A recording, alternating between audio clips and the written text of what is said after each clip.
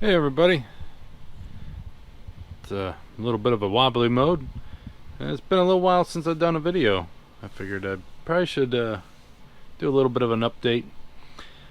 I've been doing back and forth on a couple projects. Of course, there's the Corvette I'm working with Sean on our buddy build. There's a lot of chrome I gotta do on that. It's just kind of mocked up. The chassis kind of on a roller. I gotta do a little bit, but all this is all loose, so like that's all loose, and the interior needs painted. The seats and that need painted. I did the white and the blue that go on the door on the top. I gotta mask those off and paint it, but everything else is just kind of sitting in there. The dash is a little lighter than the other. There you can see I got some of the working going on of the base coat. And also you can just see how messy everything is. So, like I said before, on this one, I wanted to make it so I could take the body off and be able to see that engine and the interior. And since this one don't have an engine in it, I got a mold one. So it's going to be a new experience for me. I usually don't. I tried to do it before in the past, had no luck. I think I'm having a little bit more luck this time. But see, here are some of the pieces that I've molded. This one turned out pretty good. I don't know if that's in focus or not. How the air came out. This piece here, this is the actual molded one. I got lucky and actually got the line in there. There's actually more that's supposed to be in there, but I think that one's pretty good. That will actually do the trick. And like this is the other one where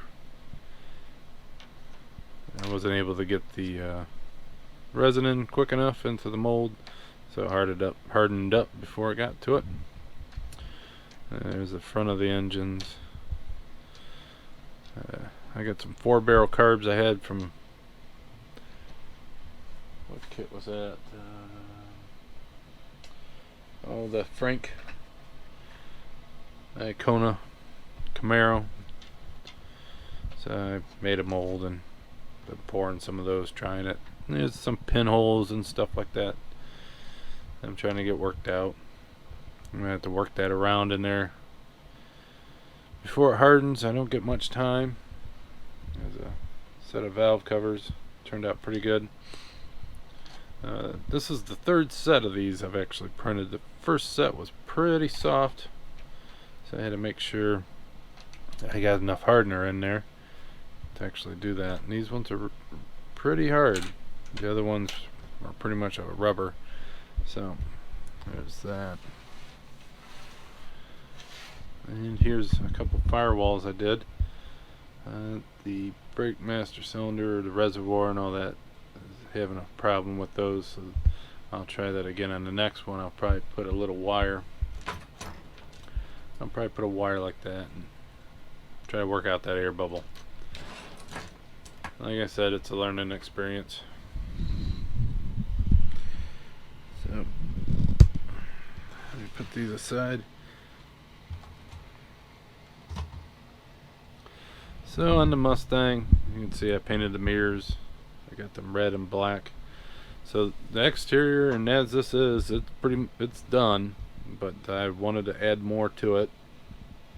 Hopefully I don't screw it up in the process. But let me pop the body off of this. So I got it so the back, you can lift up the back, and then you kind of have to squeeze it a little bit. A little scary to do that to a kit all the time, so once I'm done with this, hopefully by that time I haven't destroyed it. But as you can see, I haven't done nothing to the inside yet.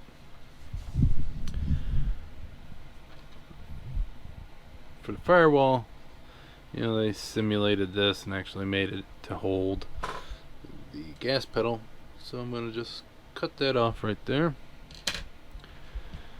and take one of these, paint it up and glue it right onto that. Put on that piece there. So that'll give it some back detail. So this blue in here is the actual clay that I used to help make the mold.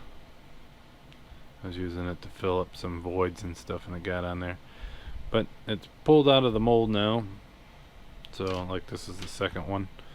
So now I just gotta make one that actually has the reservoir on it and stuff, and then this one could just probably get pitched. I'll probably try to prime it and just see what happens. But so this part will actually go. Do this with my tweezer so my big hand ain't in the way. That will go something like that.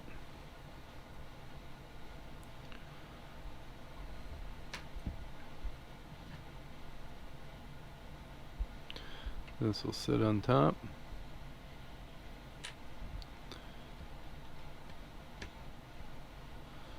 And then these will actually, so those will, and on the bottom I am just going to build it up with styrene. I'm not going to worry too much about painting it perfectly. So those will be there. This will have to be sanded down a little bit and done. So let me set that.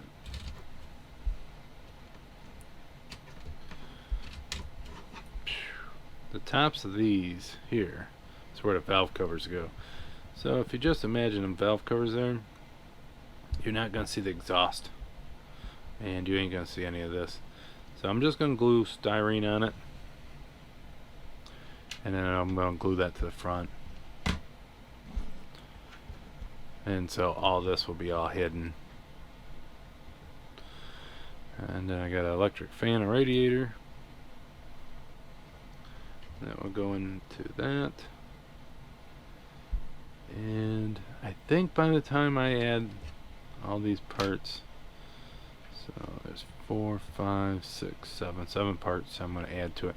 I think that will be enough detail where this will not look like just a big nasty void. Because my thought is I want everybody to look at this. When this looks like this, everybody's eyes drawn to this and goes, oh, you didn't really finish it.